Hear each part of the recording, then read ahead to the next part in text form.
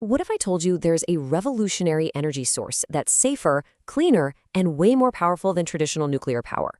And what if I told you America actually invented it 60 years ago and then just walked away from it? Well, someone else just picked up the torch, and that's the incredible story we're diving into today.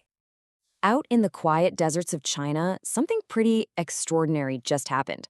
In 2024, what's being called the world's first operational thorium reactor officially came to life.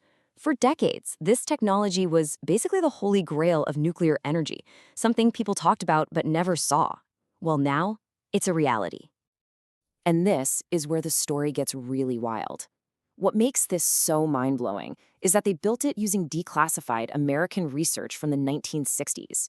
So the big question, the one we're going to unpack, is how did a technology pioneered in the US end up being built on the other side of the world more than half a century later? To get that, first you need to understand why this technology is seen as such a huge game changer. So, what exactly is the promise of thorium? Why is everyone so excited about it? Okay, so the heart of this technology is the molten salt reactor, or MSR. Now, traditional reactors, they use solid uranium fuel rods and highly pressurized water. An MSR, though, uses liquid fuel.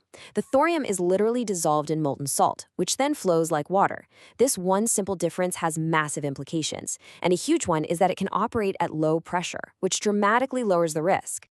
And this design, it unlocks 4 huge promises. First off, thorium is abundant. We're talking at least 3 times more common than uranium. Second, it's just fundamentally safer. If anything goes wrong, a plug at the bottom of the reactor melts and the liquid fuel literally just drains away into a holding tank. No pressure, no steam explosions, no unstoppable meltdown. Third, it's cleaner. The waste from it becomes safe in a few hundred years, not the tens of thousands of years we're looking at with uranium waste. And finally, it is just unbelievably efficient.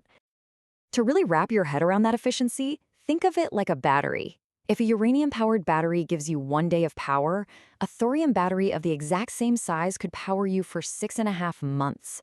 The energy density is just on another planet. Which, of course, brings us right back to our main question. If thorium is so amazing, why on earth was it abandoned? Well, the answer starts with a forgotten American dream. The story kicks off at Oak Ridge National Laboratory in Tennessee. In 1965, a team led by the lab's visionary director, Alvin Weinberg, started the molten salt reactor experiment. And by all accounts, it was a huge success. But just 4 years later, in '69, it was shut down. Soon after that, Weinberg was fired, and all that amazing research was just shelved. It was basically forgotten until a NASA engineer named Kirk Sorensen literally stumbled upon it in the 2000s while trying to figure out how to power a moon base. And here's the kicker. Alvin Weinberg himself wrote that there were no scientific or technical reasons to abandon the project. The technology worked, the experiment was a success. So, what went wrong? The answer wasn't about the science, it was about politics. This was the height of the Cold War, and the Pentagon's #1 priority was the nuclear arms race. They needed plutonium for bombs, and plutonium just happens to be a natural byproduct of uranium reactors. Thorium reactors, well, they were designed for safe civilian energy. They weren't very useful for making weapons, so in the government's eyes, they were a distraction. Weinberg's dream of peaceful energy lost out to military priorities. Simple as that. And that's where the story comes full circle. Decades later, with all that incredible American research just sitting there in public archives, a new team picked up the torch. As the head of China's thorium project, Zhu Hongxia, put it, the US left its research publicly available, waiting for the right successor. We were that successor. But, it's not as simple as just dusting off some 60-year-old blueprints. So let's take a second to separate the hype from the very real hurdles and see what the future actually looks like. The Chinese project lead actually uses the old tortoise and the hare story to describe this whole journey. He said, "Rabbits sometimes make mistakes and grow lazy. That's when the tortoise seizes its chance." It's a pretty powerful way of looking at how decades of steady, focused investment allowed China to grab the lead. Okay, but let's ground this in reality for a minute. The hype can sometimes get way ahead of the science. For instance, you'll hear people say thorium is impossible to weaponize. The truth is, it's just much more difficult and expensive, which is still a huge plus. And while this all feels brand new, people have tried commercial thorium reactors before. They all failed by the '80s, mostly because they were just too expensive to run. And the biggest hurdle, the one they're still working on, is the materials. That super hot, corrosive molten salt is incredibly tough to contain for long periods. And here is some really crucial context for where we are right now. China's new reactor, it's tiny. We're talking a test reactor rated for just 2 megawatts of thermal power. Just to give you a sense of scale, the campus research reactor at MIT is 3 times bigger. So this is a proof of concept. It's a first step, not a full-blown power plant.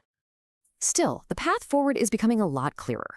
China has proved that continuous operation is possible, and they're planning a much bigger 60-megawatt reactor by 2030. Europe is right behind them, with a Danish company looking to start tests in 2026. India, which has the world's largest thorium reserves, is also in the race, though their progress has been a bit slower. And back in the US, well, there are a few startups trying to get things going, but for now, that American dream of thorium power is still mostly on paper. The story of thorium is just a perfect example of how powerful ideas can sit dormant for decades, just waiting for the right moment and the right people to come along. But look, it's still really early days. China has taken a huge, bold first step, but the biggest challenges, cost and scale, are absolutely still ahead. Which leaves us with the big question: is this the dawn of a real clean energy revolution, or is it just a long and costly distraction? Honestly, only time is going to tell.